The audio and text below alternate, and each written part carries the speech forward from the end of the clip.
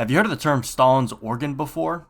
Well, we're not talking about Joseph Stalin's favorite musical instrument here, but a reference to how the rocket mounting array looks on a BM-13, as well as the horrific sound that one would hear in the distance as it was fired off. Here, let's have a listen.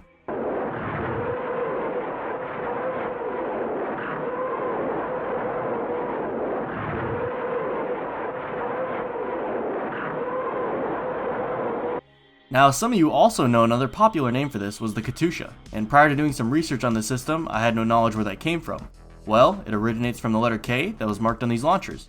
And sorry for the pronunciation of the following, I'm not Russian, nor do I speak Russian, but it's from the Voronezh Comintern factory, and the troops nicknamed it Katyusha after the hit wartime song that came out in 1938.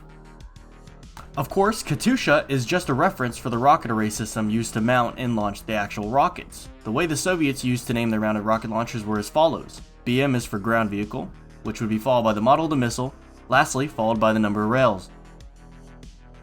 Take the BM-824 for example. It is a ground vehicle that fires the 82mm M8 rocket in an array of 24 of them.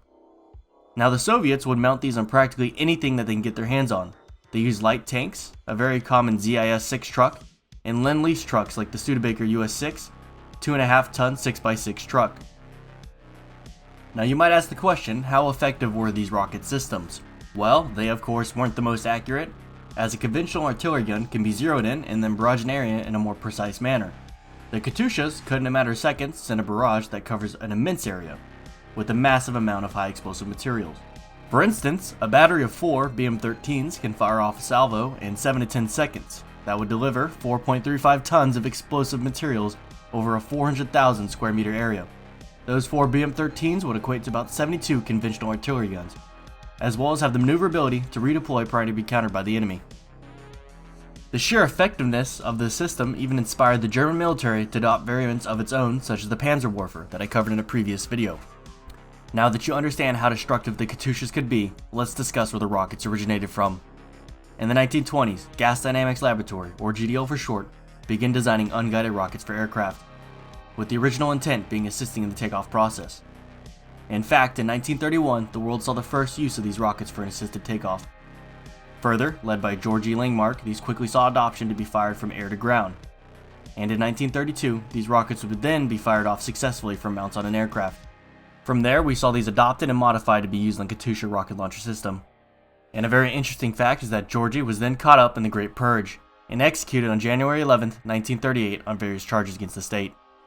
The Katyusha came in 3 variants during World War II, the 82mm M8, the 132mm M13, and the largest at the time, the 300mm M30.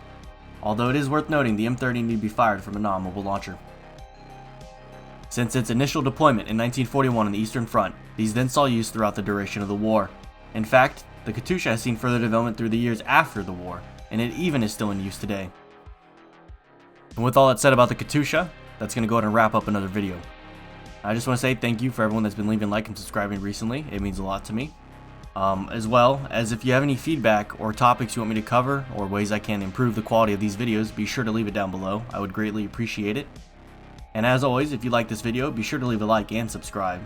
With that said, I'll catch you in the next one.